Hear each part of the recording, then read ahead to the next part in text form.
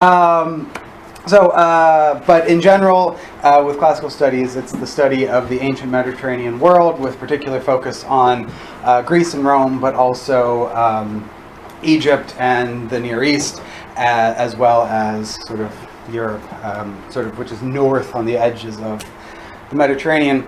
But what I'm going to be talking about today and for the next 3 days is the Republic of Plato.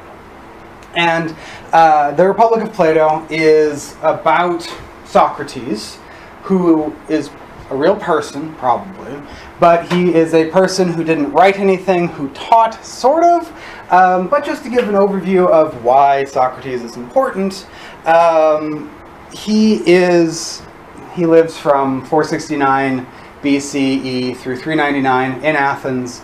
He's an Athenian citizen. He's just some guy, essentially, right? He's not a teacher in the sense that he doesn't have a school. He's not an institution. He's not an employee of anybody. He's poor. He's not independently wealthy. He's independently poor. And he spends his time hanging out with people and talking. But the reason that this is so weighty on the trajectory, essentially, of Western intellectual thought is that he is, together with his student Plato, together with his student Xenophon, responsible for the ethical turn in intellectual thought, sort of in the West, broadly defined. That before Socrates, of course there was education, of course there was philosophy, but education was essentially phys ed, literacy, and music. And that was it. And philosophy was very interested in the natural world, astronomy, and chemistry, things like this, study of plants.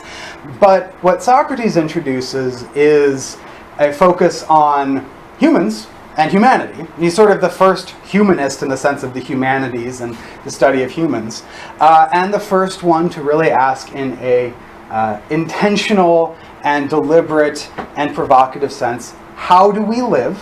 How should we live? And what are the ways that we are living that should be fixed? And he doesn't write. He makes a deliberate choice not to write. He only speaks. He only has conversations. And by the end of his life, he has asked enough questions impertinently to enough people in Athens that he is prosecuted and executed. And so this then provides a challenge for his own students, especially Xenophon and Plato, which is to say, this man who I've spent my entire life studying with, this genius, a beautiful mind, a person who I want to imitate, and who has given this world such a beautiful thing, he was found guilty by a jury of his peers and executed for these things that I think are beautiful. So the question then is not, should Socrates be remembered, but how should Socrates be remembered in such a way that's going to not get Plato executed, not get Xenophon executed? How can you teach safely? And you're already seeing the sort of very beginning of these oppositions that we are well aware of, like the hostility of general society to higher education, and the sort of distrust of higher education for the greater society, right? There are a lot more of them outside of the bounds of the university than there are us in here, and they tend to be pretty skeptical of what we do in the university, and we tend to be a little afraid of what they do out there. And this stems back to Socrates and the Athenians. And so with Plato, he has a couple of answers. He first founds the academy, which is you can call it the first university, the first institution of higher education. But unlike Socrates, who sits in the marketplace and bullshits with people all day, every day, and upsets a lot of people, Plato, he does education in a campus outside the city, and the only people who go there are the people who choose to go there. They pay a little bit of money to help pay expenses, and Plato spends his days there teaching, but also writing. In that sense, Plato is the first university professor, that he's the guy who sits there, who knows things or claims to know things, and lets people come hang out with him in exchange for some money as he thinks and speaks and writes and publishes. And so what we are looking at here in the Republic of Plato is one of Plato's answers to how to remember Socrates safely. One answer, stay in a university, the first university, the academy, he's invented it. It's safer than being in the marketplace because, just like at K-State, you don't tend to have just everybody wandering past. People tend to choose to be in the academy, just as they tend to choose to be at K-State. It's sort of a self-selecting crowd. It's safer because you are basically talking to people who want to be there. But with his dialogues, we're going to see another answer to that question of how to continue the Socratic mission of making humans better, but doing so in a way that is safe and less liable to get Plato executed than his teacher, Socrates. Just a general question for my own notion. How many of you were able to do the reading for today? Oh, marvelous. Good. I'm so delighted. Okay, so with the Republic of Plato as it began, and that's it. And stop me at any point if you have any questions, and I'm going to start making you guys talk in a moment. With Plato's Republic, who's telling the story? Socrates. How do we know he's telling the story? It's an easy question, but one I want to establish. Socrates is speaking. Socrates is speaking in his own voice. Is anybody narrating Socrates? No, I mean, certainly not. The text itself doesn't suggest that. It's Socrates speaking unmediated to us, the reader. All right, let's just start with that question. Why would Plato write in this way? Why would Plato... Because Socrates is dead. It's a weird choice. Imagine this. Your favorite high school teacher, 30 years from now, is dead. You start writing dialogues under his or her name without you as an intermediary. Why would you do that? Why would Plato do that?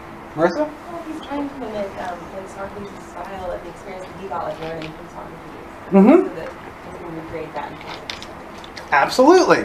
So this is a way of, is this the real Socrates? Probably not. To the degree that even if you want to faithfully record all of the things that your favorite high school teacher told you, you wouldn't be able to, right? You could give a nice approximation of your real high school teacher without producing the real thing. But why else would Plato be interested in having Socrates talk in his own voice? Well, because this way Plato is almost writing like a history of what happened. It's not as much like, oh, I think these are the things that are wrong with society, this is what we need to change. But instead almost like, oh, this is like just what happened. This dude named Socrates had a conversation with these people. Absolutely. Maui? Moi. Well, he kind of protects Moi, himself too by speaking Socrates' voice, and also leaves Socrates' ideas for him rather than take credit for it. Absolutely. It's plausible deniability. No, don't get mad at me. I was just recording what Socrates said, and you guys already executed him. So you can get mad at Socrates, but he's already dead. Fantastic. Wonderful. So, Socrates, 327a. These Stephanus pages, which is how I assign the reading to you, they're weird. They only really exist for Plato's corpus, but these are the page numbers as they were originally broken up in the first post-printing press edition of Plato. And it's just stuck as the convention of how you figure out where you are in a Platonic text, because every translation is going to have different page numbers, but every text has the same Stephanus pages. So when I say, for example, we're starting in 327a, that means Stephanus page 327, paragraph A. So, I went down to the Piraeus yesterday with Glaucon, son of Ariston, to pray to the goddess. And at the same time, I wanted to observe how they would put on the festival, since they were now holding it for the first time.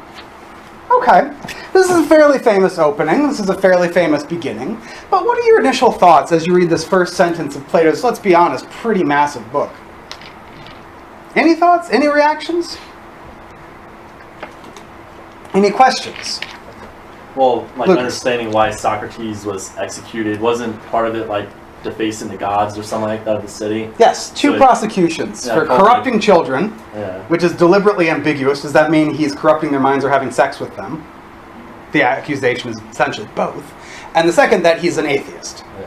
So? It's a little curious that, he's admitting to himself that he's looking forward to praying to the goddess. So. Why so? Because, I mean, he was charged with being an atheist, and so it's why would he himself say, like, I'm looking forward to praying for the goddess. Fantastic. Because how does he come across? It's not just that he's religious, but what?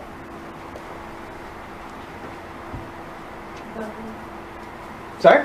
He's not just religious, but he's devoted, and like he'll actually like be public about it. Mm-hmm. Absolutely. And he's religious in a way that's not really... He's sort of open-mindedly religious in a way that's not really quite possible in a modern monotheistic context. This is the first time this religious festival has happened in Athens. He wants to go see it. Why? Because he loves the gods, and he wants to know how these new people worship the gods in a new, different way. I think absolutely that he's showing off he's presenting himself as very religious. Now, in my opinion, the procession of the native inhabitants was fine, but the one the Thracians conducted was no less fitting a show. After we had prayed and looked on, we went off towards town. Anybody know where Thrace is? North of Greece. Are Thracians Greeks? Not exactly. Not at all. Yeah. So in fact, this new religious ceremony that's being put on in Athens for the first time, where is it from? Grace. Thrace. In other words, Not Greece. not Greek. So he's going to a not Greek religious ceremony because he's so excited about experiencing how essentially the richness of our world is able to worship the gods. Again, very hard emphasis on his religion. Catching sight of us from afar as we were pressing homewards, Polemarchus, son of Cephalus, ordered his slave boy to run after us and order us to wait for him. The boy took hold of my cloak from behind and said, "Polemarchus orders you to wait." And he shows up behind. A moment later, Polemarchus came along with Adamantus, Glaucon's brother, Niceratus, son of Nicias, and some others, apparently from the procession. Okay. Now we're starting to get a story. Socrates went to the Piraeus, which is the Athenian port town. Athens is a big city, but it's like 10 miles away from the ocean, so the Piraeus is its port. He goes down to the Piraeus with who? Glaucon. This is not working.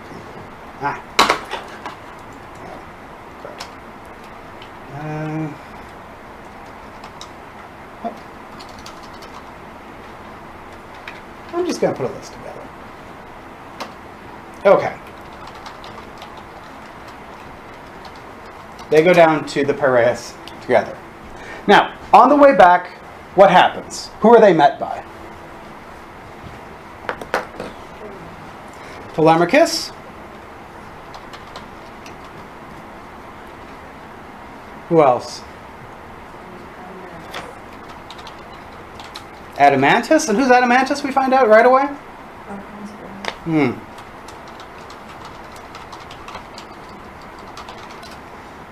And Niceratus. Okay, so far, so good. And they fall into conversation. What is it that Polemarchus and Adamantus and Niceratus want? What do they want? Why do they bother stopping Glaucon and Socrates as they're trying to walk back home to Athens? Yes? Ellie, you look like you're about to say something. They want them to stay. They want them to stay. Why? What do they want? What do they want to do? Well, they kind of just want to challenge Socrates a little bit, but and just like, I don't know, it seems like they're just like challenging him. Mm-hmm. Not entirely sure. Very good. Exactly what they want. Yet they say, well then, Socrates, I guess you two are hurrying away to get away to town. That's not a bad guess, I said. Well, he said, do you see how many of us there are? What's his point? Yeah, if you try and run, we can make you stay. Are they being serious or are they joking? Not sure yet. Of course. Well then, he said, either prove stronger than these men or stay here. In other words, Adamantus says, you can't go back to Athens unless, you beat us up. Again, are they being serious or joking? Isn't there still one other possibility, I said?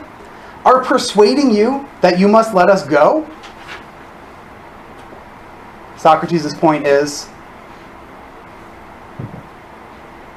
He could talk his way out. there's another way. I could beat you up, or I could persuade you into letting me go.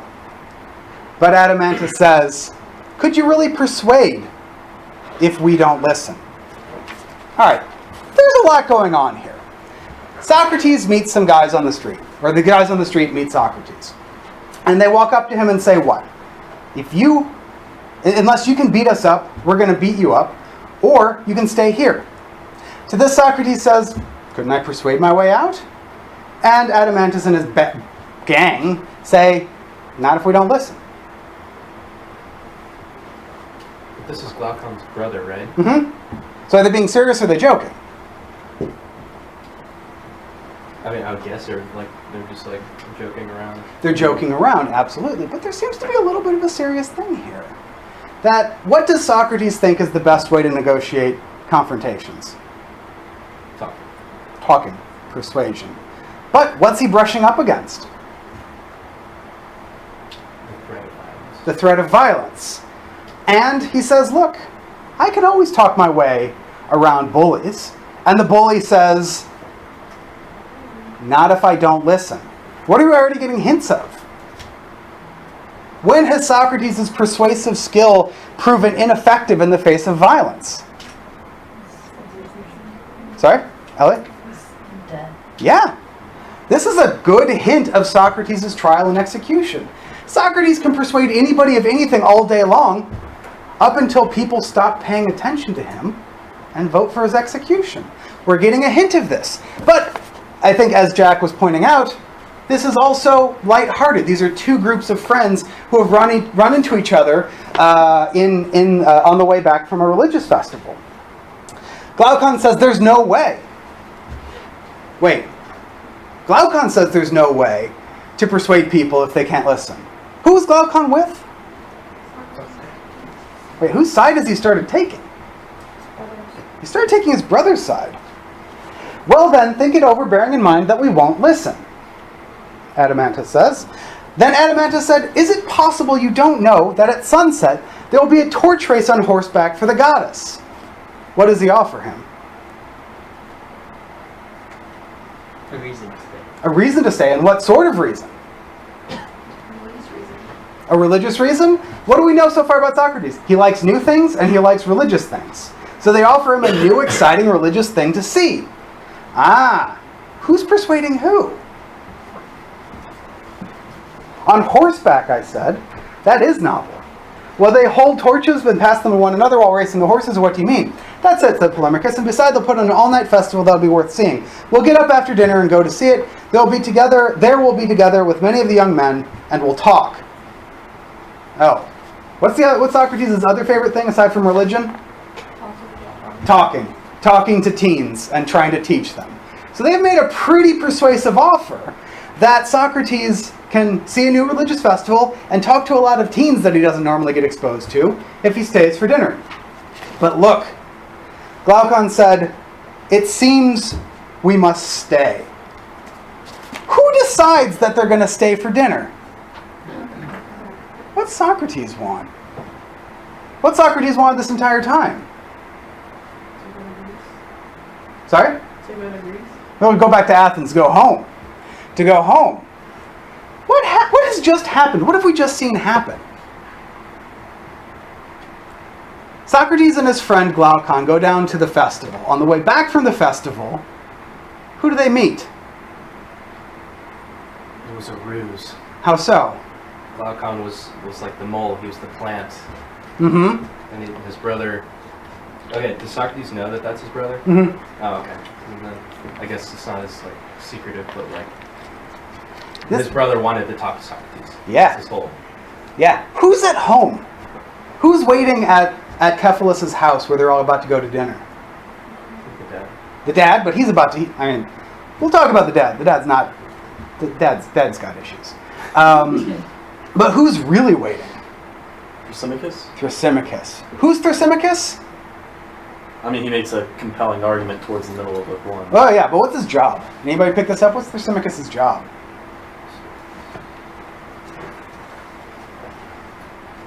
He's a teacher. And in fact, he's Glaucon and Adamantus' teacher. What does Glaucon and Adamantus want? What do they want? We'll come back to this. We'll think about this.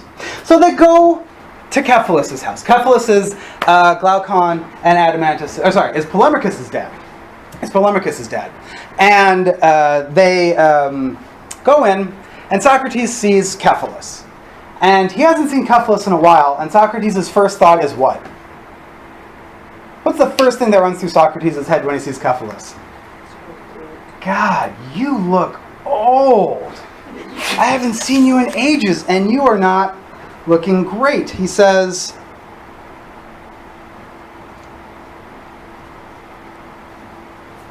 where is this? Yes, Cephalus. This is 328c.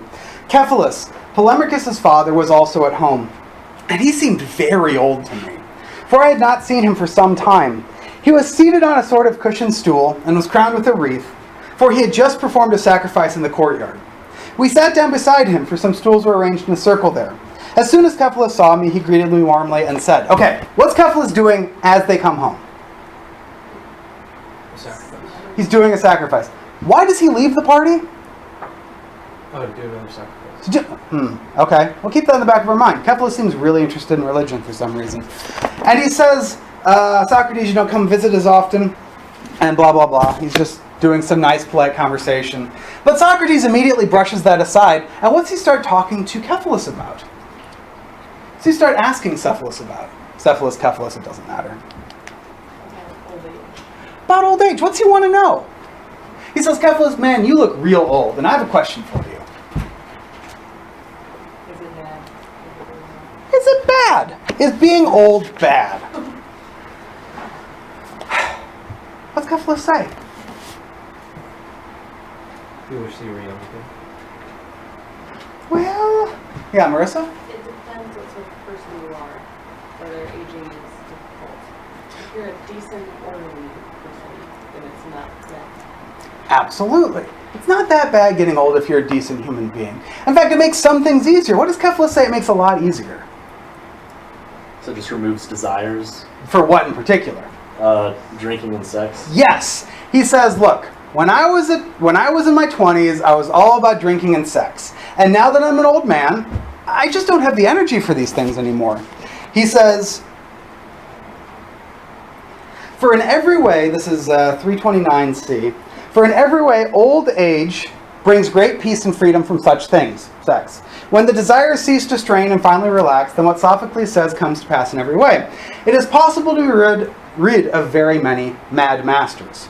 But of these things, and of those that concern relatives, there is one just cause, not old age, Socrates, but the character of human beings. If they are orderly and content with themselves, even old age is only moderately troublesome. But if they are not, then both age, Socrates, and youth alike turn out to be hard for that sort. Okay. So what's Cephalus' point?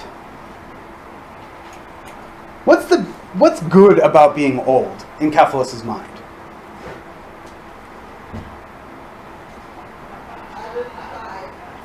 Or to put this another way, yeah, Ellie? You have freedom from like the desires that you had in your youth, Mm-hmm. but if you like don't have the same control that he has like in his old age, then you struggle with the same things when you were young. Yeah. So it doesn't really make a difference. Did Cephalus have control over his urges when he was young? How do we know that? How do we know that he didn't have control over his urges when he was young? Because he says that when he gets old, that's when he got freedom. So when he was younger, then he didn't have the freedom. Then he was sort of in the power of these urges. And in fact, he goes on to say, this is 330d, he says, but know well, Socrates, that when a man comes near to the realization that he'll be making an end, in other words, when a man realizes he's about to die, fear and care enter him for things to which he had given no thought before. The tales told about what is in Hades, that the one who has done unjust deeds here must pay the penalty there, at which he laughed at up to then, now make his soul twist and turn, because he fears they might be true. whether it is due to the debility of old age, or whether he discerns something more of the things in that place because he is already nearer to them, as it were, he is at any rate now full of suspicion and terror, and he reckons up his accounts and considers whether he has done anything unjust to anyone. Now, the man who finds many unjust deeds in his life often even wakes up from his sleep in a fright as children do, and lives in anticipation of evil. What was Cephalus doing when we met him for the first time? 15 minutes later, what's he about to do? Why? He's scared. Why is he scared? Because he feels more aware of like death and judgment. Judgment for Injustice. whatever Cephalus was like as a 20-year-old. He did a lot of bad things. I don't think we have to reach very far to figure out which of Cephalus's friends keeps waking up in the middle of the night in fear of the terror and horror that's going to come when it comes time to final judgment. So Cephalus, Socrates wants to know from him what justice is. That's how he starts this. And back on 329e, he says, isn't it a lot easier to be old when you're rich? Cephalus says, well, a lot of people say that, but if you're wild and out of control, it doesn't help. But Socrates says in 331c, but as to this very thing, justice, shall we so simply assert that is the truth, and giving back what a man has taken from another, or is it to do these very things sometimes just and sometimes unjust? So, Cephalus has said justice is telling the truth and giving things back to people who are owed. You can tell still, Cephalus is not, we might call him a very sophisticated ethicist. He's got very traditional views. He's got very simple views. The more sacrificing you can do, presumably, what's going to happen? Which sets up what sort of ethical universe? Who's benefited the most if the more sacrificing you can do, the more the gods like you? The wealthy, right? The richer you are, the more sacrifices you can do, therefore the more the gods like you, therefore if you're poor, the gods hate you because you don't sacrifice enough, right? It's a very problematic approach to religion and things like guilt and innocence. And so for Cephalus, he seems to be spending all of his money in sacrificing, trying to bribe the gods not to torture him after his death. And then he says justice is telling the truth and giving to people what is owed.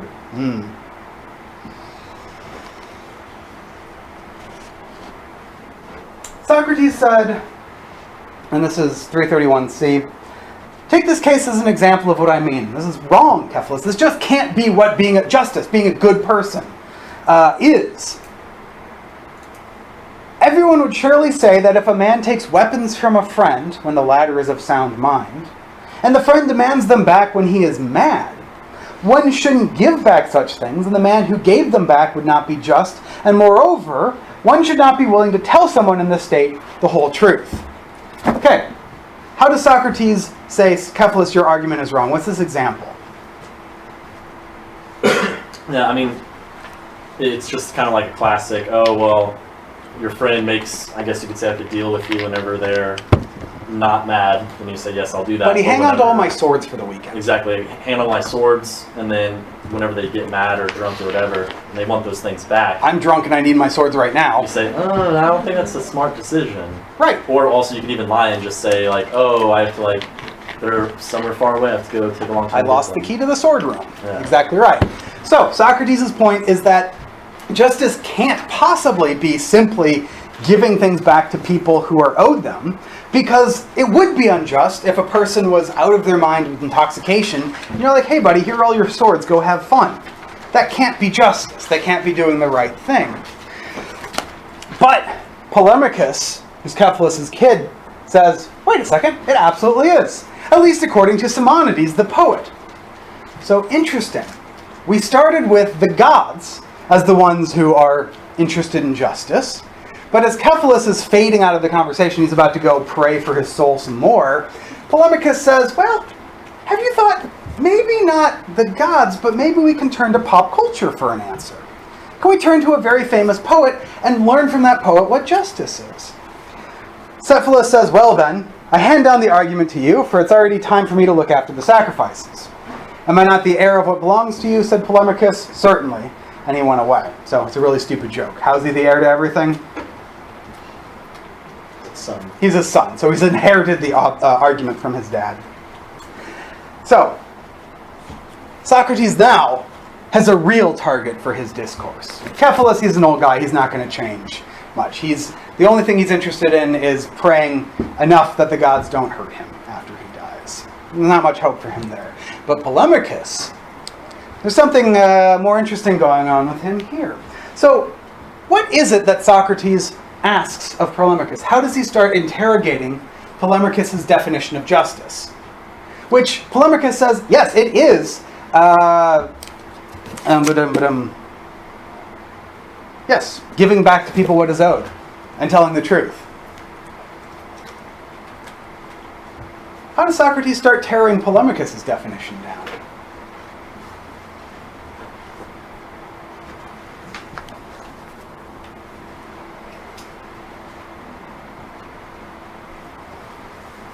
We start Yeah, Nathan? making him like defend and explain what the poet actually meant. Absolutely. He says, well, it certainly isn't easy to disbelieve of Simonides. He is a wise and divine man. Everybody knows that this poet is really smart, so it's hard to go against him. It's hard to go against pop culture, he says. So he says, for plainly he doesn't mean what we were just saying. This is 331e. Giving back to any man whatsoever something he has deposited when, of unsound mind, he deposits it. He demands it. So, restating what he had argued to Cephalus, though Polemachus doesn't seem to have accepted that argument yet. And yet, what he has deposited is surely owed to him, isn't it? Yes. But when of unsound mind he demands it, it should under no circumstances be given back to him. Yes. Okay. Very basic contradictions. Polemachus is saying two impossible things, contradictory things, are both true at the same time. Then Simonides, it seems, means something different from this sort of thing when he says that it is just to give back what is owed.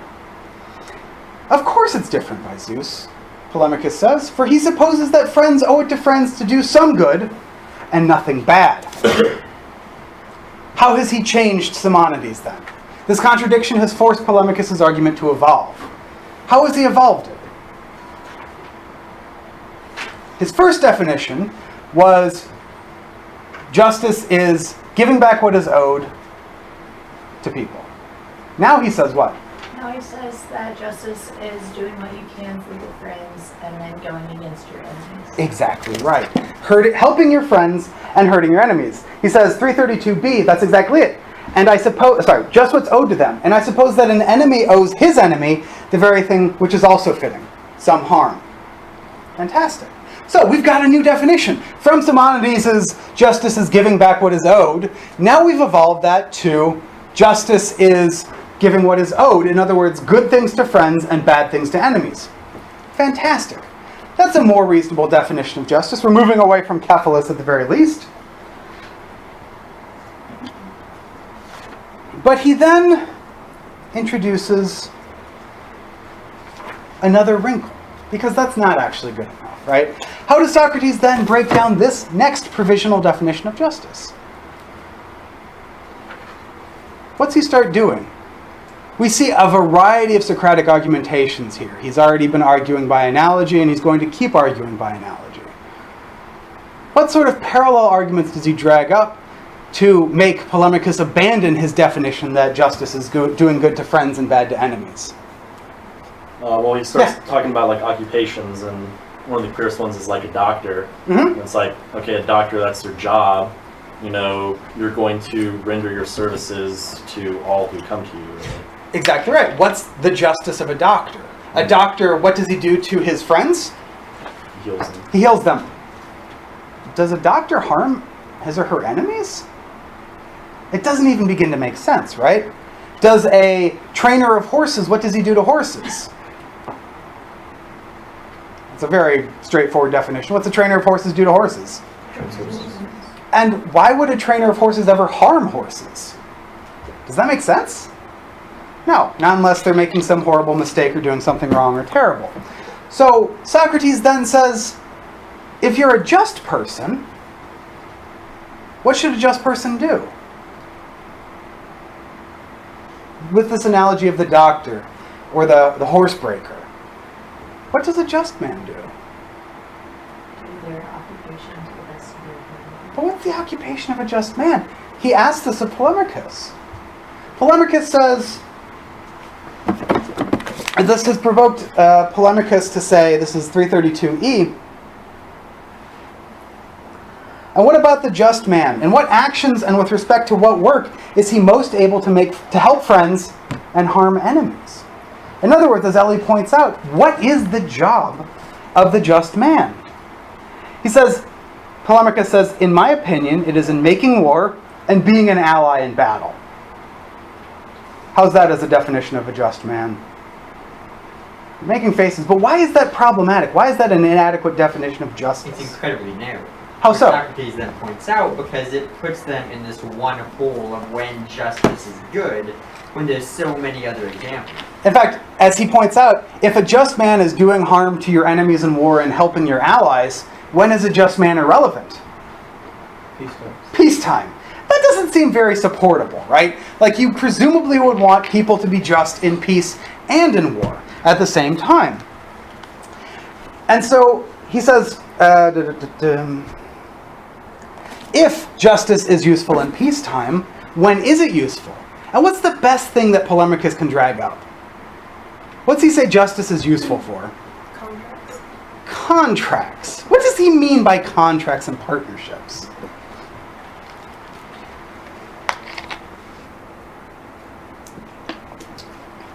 What does he mean by that? Like deals and bets. And so what's he mean? When's a just man useful? Like if you want to buy something from them. Right. I want to buy a horse. Who should you buy a horse from? A just horse breeder. A just man. Exactly right. A just man. But as Socrates then immediately points out, who would you better buy a horse from? A just man or a man who's really good at raising horses?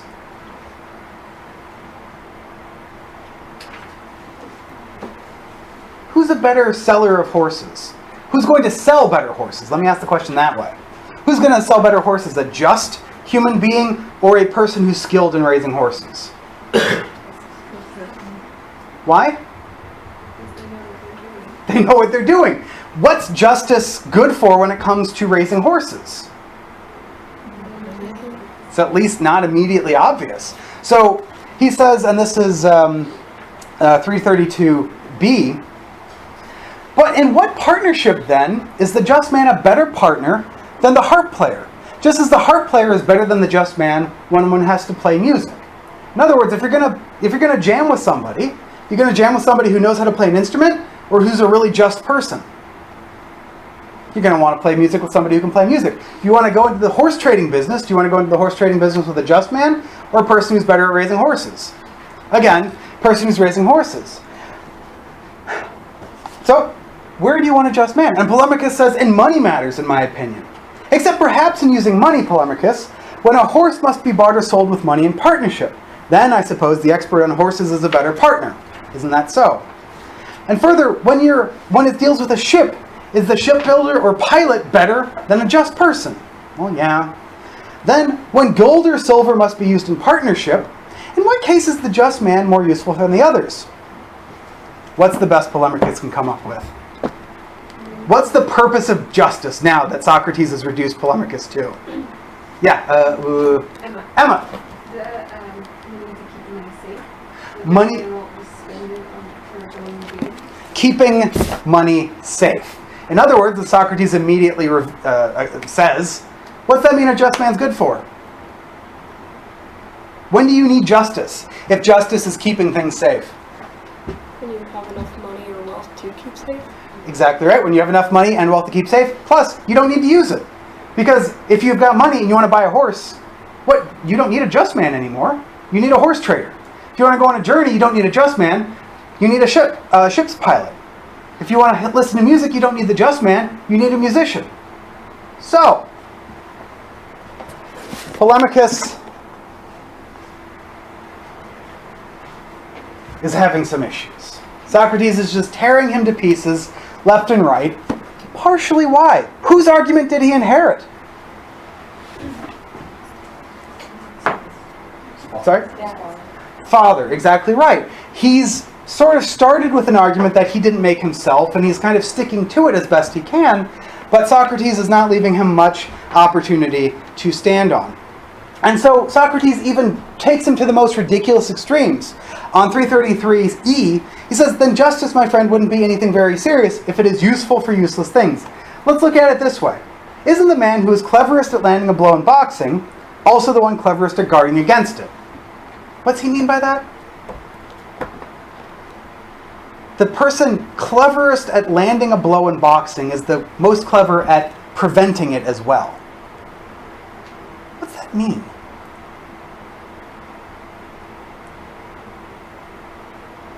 All right, what's landing a blow in boxing?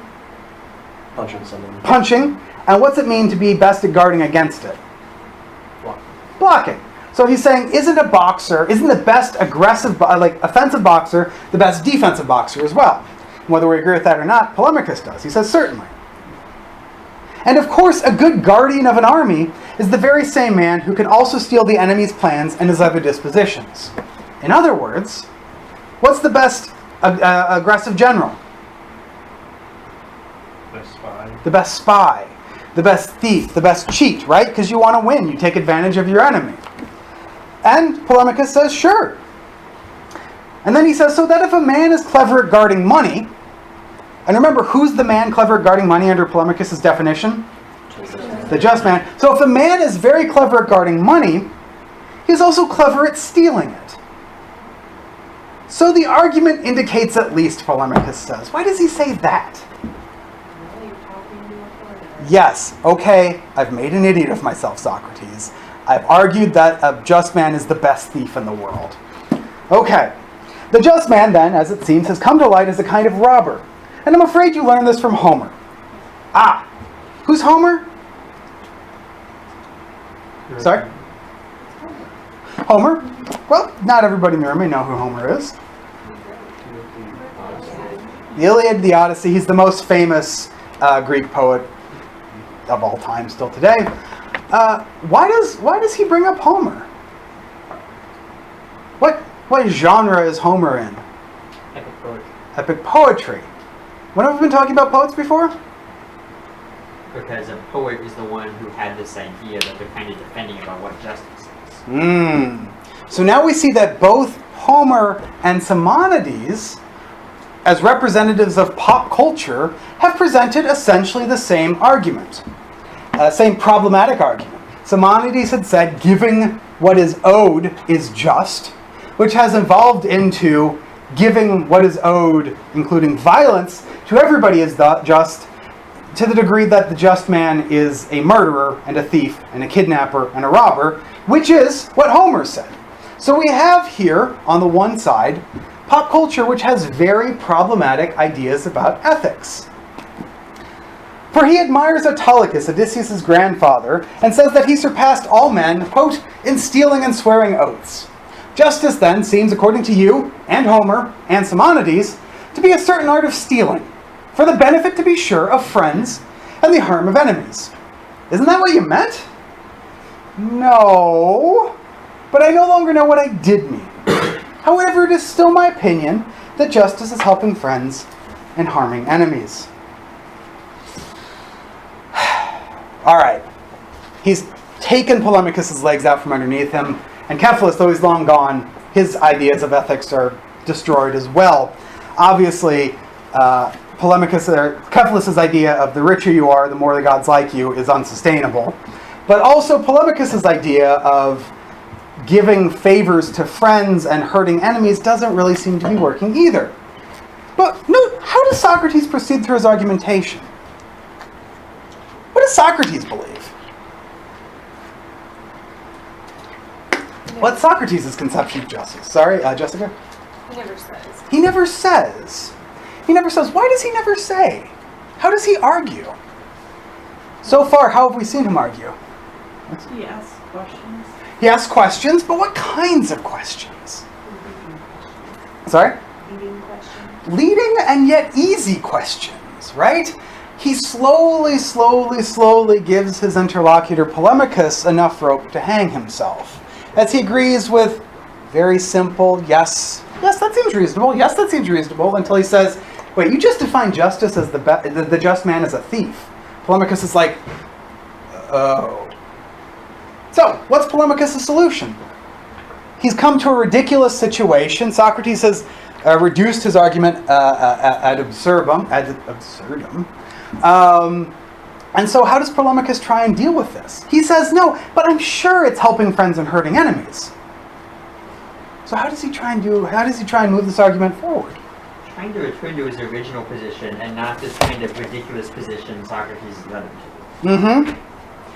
So, in 334e, he says, all right, let's change what we set down in the beginning. Yeah, I think that's a good idea. For I'm afraid we didn't set down the definition of friend and enemy correctly. How did we do it, Polemachus? We set down that a man who seems good is a friend. All right, so how do you want to change it? Polemachus says, the man who seems to be and is good is a friend, while the man who seems good and is not seems to be but is not a friend. All right, Socrates has got Polemachus twisted into knots here. That's a ridiculous definition, but we see what he's trying to say. What's Polemachus trying to say now is a good definition of friend that will let his original conception of justice survive. What is a friend now, according to Polemachus? It's a good person, A good person who not only seems to be a good person, but simply is. but simply is a good person. So, not only do you have to know that your friends seem to be good people, but how's this problematic? You have to have some sort of like metaphysical access to what a good person is. How do you know if your friends are actually good people or not unless you can look inside their heads? It's a really problematic definition. And we'll take the same position about the enemy. In other words, enemies are bad people who not only seem to be bad people, but are bad people. Again, how do you find out that definition? I don't know. I know I dislike people, but I don't know if they're actually bad people or not. How could I know? All right. Polemachus. Oh, Polemachus. So he says, Socrates says, of course, he immediately starts tearing this definition to pieces as well. He says, is it then the part of a just man to harm any human being whatsoever? Polemachus says, yeah, duh, of course, just people hurt bad people all the time. So Socrates says, do horses that have been harmed become better or worse? Why do horses that have been harmed become worse? Because they're afraid of humans then? They're afraid of humans, or like if you're trying to train a horse to take a rider and you're just hitting the horse instead, what's the horse not going to learn? Exactly right. Does it become, and when dogs are harmed, do they become worse? Yes. So he says, should we not assert the same of human beings, my friend? That when they are harmed, they become worse with respect to human virtue. In other words, what does he say? Why should you never harm your enemies, says Socrates. It'll make them worse. And make them worse, and therefore they become what? Bigger enemies. Bigger enemies and worse human beings. What's the opposite then? What should a just man do, says Socrates? Do good To enemies, and friends. everybody. He says the just man has to treat everybody well. Everybody. Why? To make them better people. We can see Socrates evolving into what here? What sort of man is he thinking of, or woman? He doesn't actually really care about gender. But because of Athenian society, he only really spends time with men. They're segregated by gender. What kind of person is Socrates conceiving of as a just man who only helps people and never hurts anybody? put that in different terms. Because he said, you have shipbuilders, you have carpenters, you have horse people. But what sort of person is he thinking of if he doesn't put it in these terms? He's almost saying like an individual has a moral responsibility to other individuals in a society, or just anybody, to make them better. What sort of person goes around all day, every day, trying to make other people better? Maybe a religious person. Maybe a religious person, but there's not much room for the gods in here. Yeah. Because what sort of teacher is going to try and harm his or her students? Even in a practical sense, if I harm you guys, what's that do for me? I get fired. Or at the very least, make my job harder. Right? If the teacher's job is to improve people, to make them better people, it makes no sense to harm. So he comes to this definition, 335D. And he says, then it is not the work of a just man to harm either a friend or anyone else, Polemachus, but his opposite, an unjust man. In my opinion, Socrates, yeah, I guess I can't but agree with you at this point. And Socrates says, then if someone asserts that it's just to give what is owed to each man, and he understands this by that harm is owed to enemies by is owed to enemies by the just man and help to friends, the man who said it is not wise. So who is he now accused of being stupid jerks? What two people in particular has he just accused of being stupid jerks? Him and his dad, and Simonides, and Homer. Okay, 4 people. Absolutely. Cephalus and you, Polemachus, until this afternoon, and Simonides and Homer have taken a really stupid view of ethics that is unsustainable and indefensible. Okay? For he wasn't telling the truth, for it has become apparent to us that it is never just to harm anyone. I agree, he said. We shall do battle then. So do you know, I said, this is 336a, do you know, I said, to whom, in my opinion, that saying belongs which asserts that it is just to help friends and harm enemies? To whom, he said. I suppose it belongs to Periander, or Perdiccas, or Xerxes, or Ismenias the Theban, or some other rich man who has had a high opinion of what he can do. What does he mean? Anybody know who Xerxes is? Anybody see in the 300? Yes. He's a Persian king who tried to invade Greece and enslave all of the Greeks. So he says, this is an opinion held by people like Xerxes or by millionaires. Why does he say that this is their opinion? That this is their view on ethics? Because they're rich, and it sort of gives them license to like make their own morality do whatever they feel like doing. How do rich people, how do tyrants harm enemies? What does he mean by that? Why do they think that's a justifiable thing? Why do tyrants want to hurt people? Provide more benefit to themselves. To make their own position more stable, to make themselves richer, to make themselves more powerful. And Socrates says, look, of course a rich person's going to say, of course a tyrant is going to say, it's good to hurt your enemies, because they make themselves more powerful by doing that. But Polemachus, buddy, I've seen your house. Your dad's okay, but he's no tyrant of Asia. You're not rich enough to justify this as your ethical principle. Fantastic. Polemachus agrees. Dialogue over. But wait.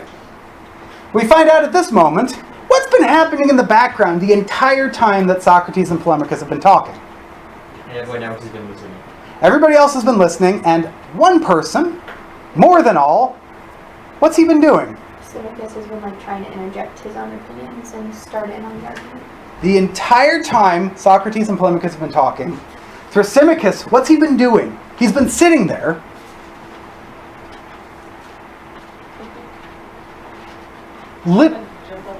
He keeps trying to speak and throwing his arms out, and what do the people on either side of him have to do? Holding him down.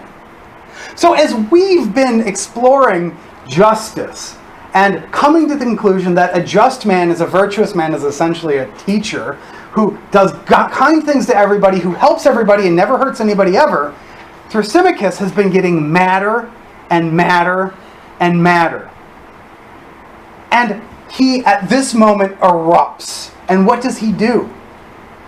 If any of you aren't on the same page as Socrates, maybe you're on Thrasymachus' page. Maybe you're getting angrier at Socrates too. Remember, everybody does in the end. This is why he gets executed.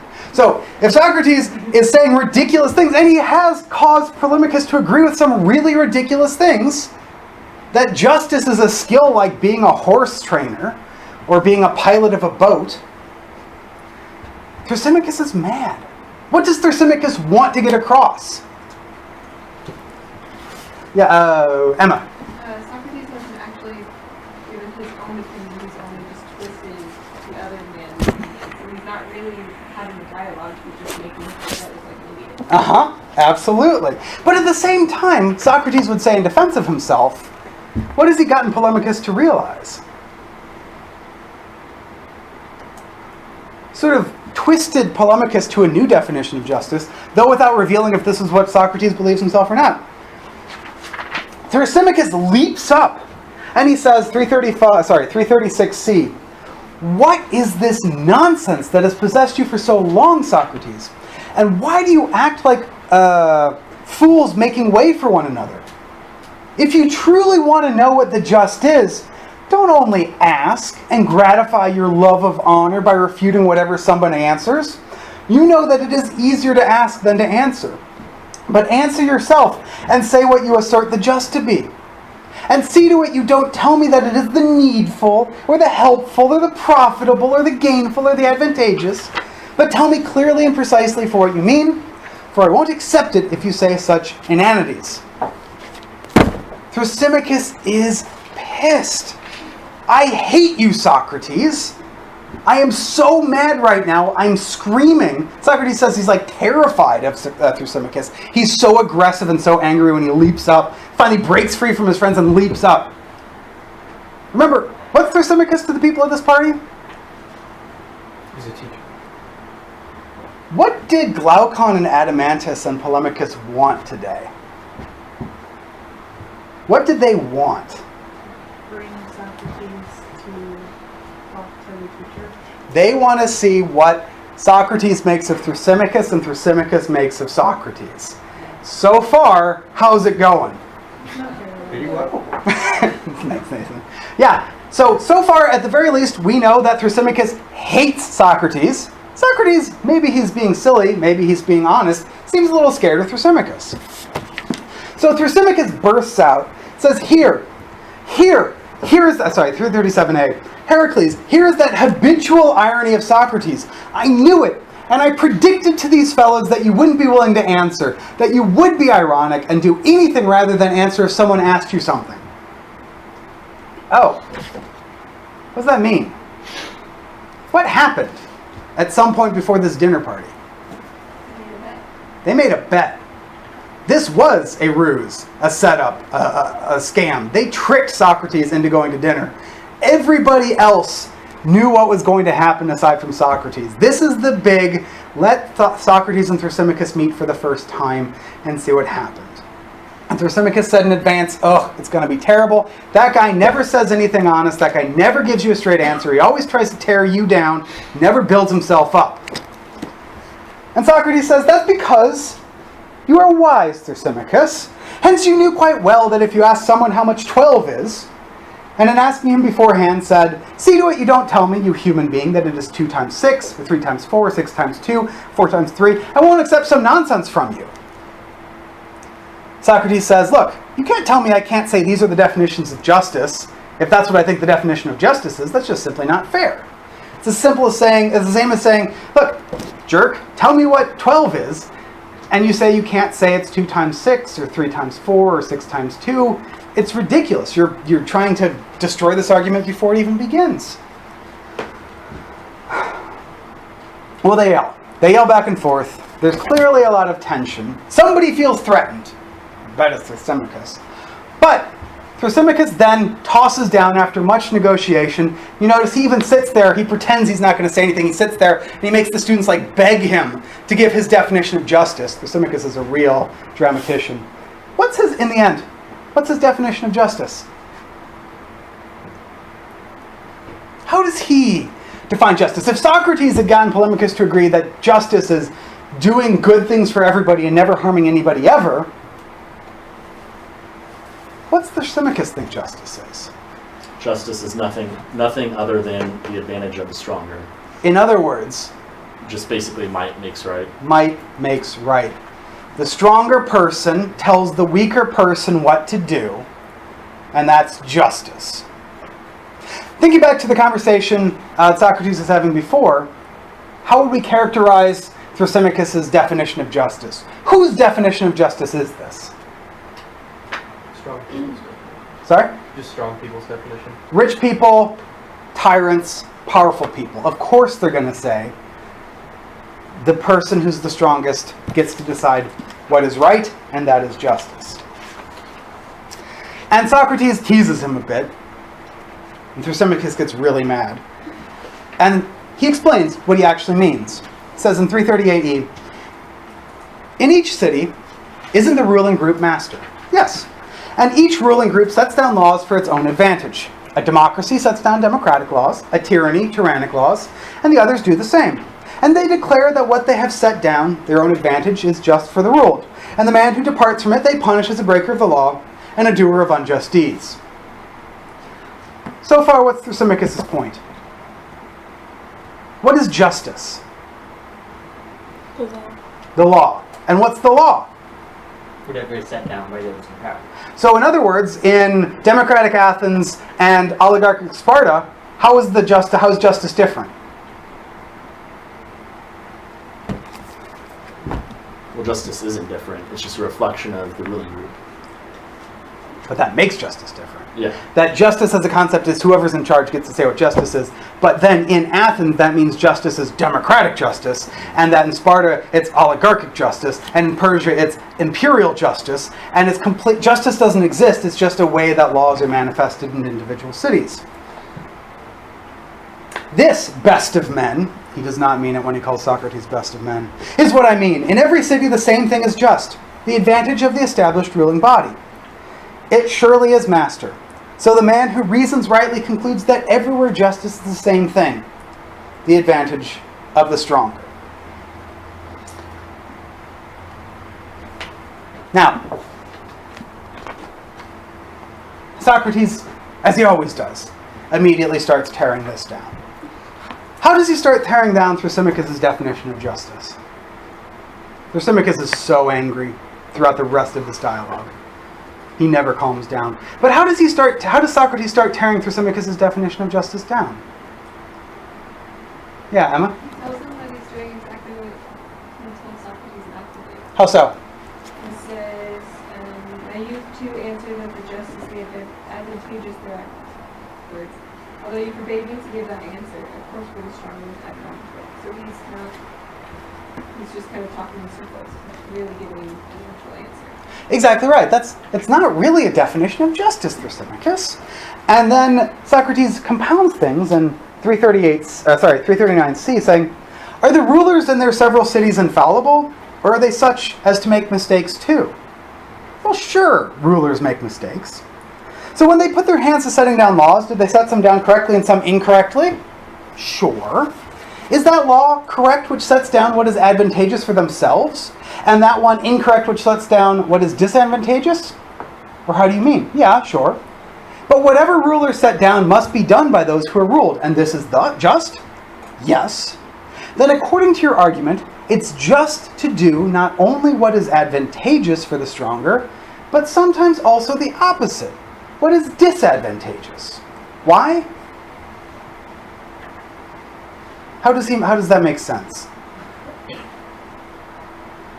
Why does he say that justice, as Thrasymachus defines it, sometimes means doing sometimes means doing things to the advantage of the rulers, and sometimes means doing things to the disadvantage of the rulers, which is exactly the opposite of what Thrasymachus had said.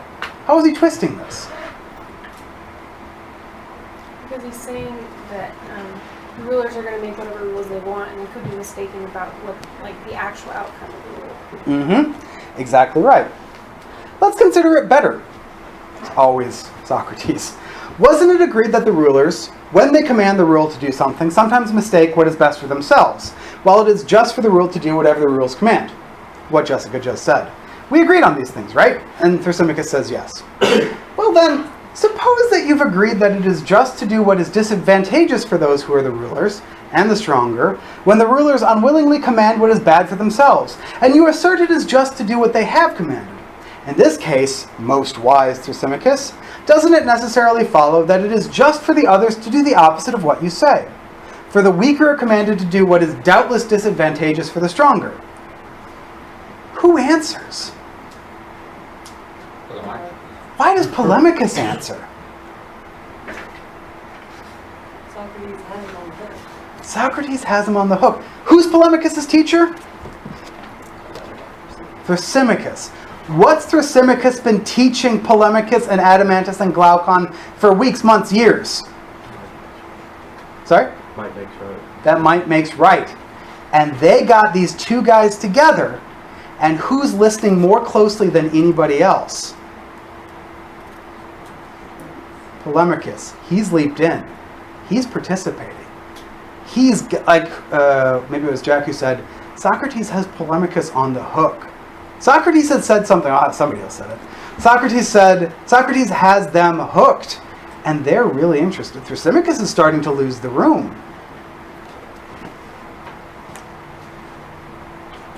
And Cleitophon interrupts then. If it's you who are to witness for him, Polemachus, what need is there of a witness? Thrasymachus himself agrees that the rulers sometimes command what is bad for themselves, and that it is just for the others to do these things. That's because Thrasymachus set down that to do what the rulers bid is just, Polemachus, and because Cleitophon, he also set down that the advantage of the stronger is just. Once he had set down both of these principles, he further agreed that sometimes the stronger order those who are weaker and ruled to do what is to the disadvantage of the stronger. On the basis of these agreements, the advantage of the stronger would be no more just than the disadvantage. You have two students of Thrasymachus, Cleitophon and Polemachus, are agreeing on what? At this moment. What has Socrates convinced them of?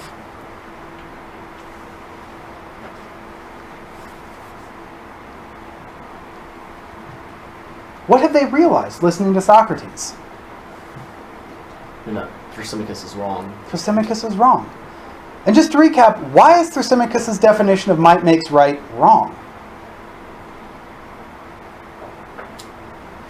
Because sometimes the stronger make decisions for themselves.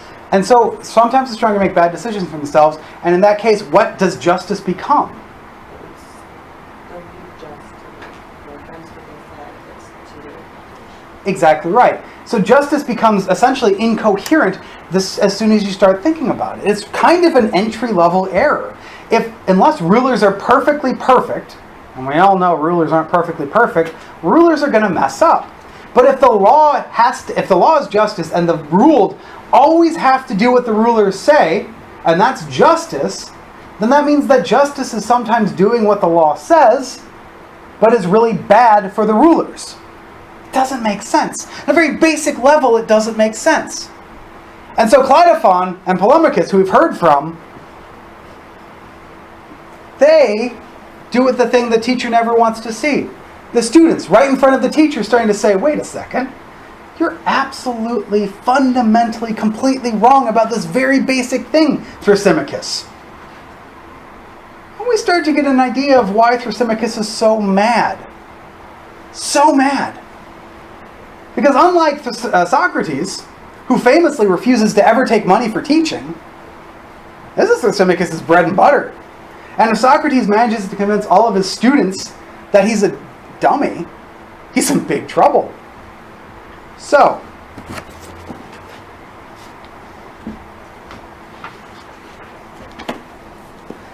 what we've got, if we step back to Plato, where is Plato in this? Because Plato's the author, right? Where's Plato in this? Is he just watching?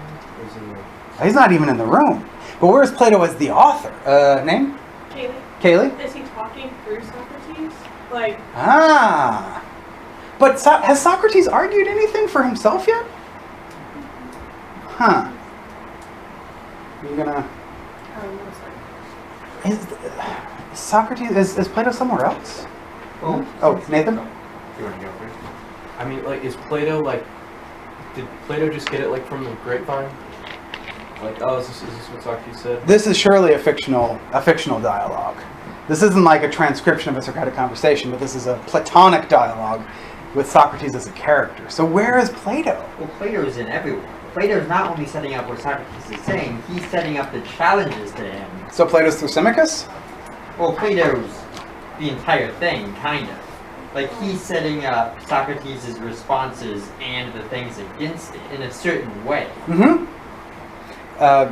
Yes. Huh? Yes, sure. He's arguing, and then it's like, well, if you argue this, you can kind of see this. So he's playing devil's advocate for each side, basically. If you think Plato's like sort of inserting himself in as a character, I think it would be Telemachus, he's like Socrates' student, and starts out with the wrong ideas and comes around. So this is maybe mirroring Plato's own Socratic conversion. I mean, it's not a very uncommon ethical belief among like teenagers that might makes right, or like the stronger one's the better one, or the stronger one's the one in charge, right? These are not completely unusual thoughts. And so perhaps we can see Plato as Polemachus learning from Socrates. But we can definitely see how Plato is vivifying Socrates while protecting himself. None of us are on an Athenian jury, nor are we Athenian prosecutors. But even we are pretty unsure exactly where Plato's own beliefs and practices lie in this text. It would be really hard to condemn Plato based on what he's written here. What is justice? What did Cephalus say justice was? It's helping our values and That's Polemachus. What was Cephalus? The first one we started with. Oh, giving people what is owed. Yes. Telling the truth. Telling the truth and returning favors. Polemachus said, and Simonides said, and Homer said, justice is helping your friends and hurting your enemies. Socrates talks Polemachus into believing what? What's justice? Helping enemies even. Helping everybody, friends and enemies, because hurting people never helps people. And you want the world to be a better place. So the just man is the person who helps people and never hurts anybody, helps even his enemies. Well, Thrasymachus, his definition was what? What's justice for Thrasymachus? Might is right. Who's ever in charge gets to decide what justice is. So, Socrates is going to break this down a lot. And we're going to see how he is working to engage the minds of these young, generally rich, generally aristocratic Athenians. Polemachus, Cleitophon, Adamantus, Glaucon, all of these guys are sort of future politicians in Athens, future leaders of the Athenian democracy. And working with them to break them away from Thrasymachus' might makes right conception of ethics to a conception of ethics based on, say, helping people. I think we can all see how we would want politicians to be in charge of our society that believe everybody should be helped and nobody should really be hurt, as opposed to, well, you do whatever you want because you're the one in office this year and nobody's going to be able to say no to you, right? This is at the heart of the Socratic mission. And it's what we're going to be talking about for the next 3 days. And, we're slightly over, sorry. Fantastic conversation, and I look forward to talking with you guys.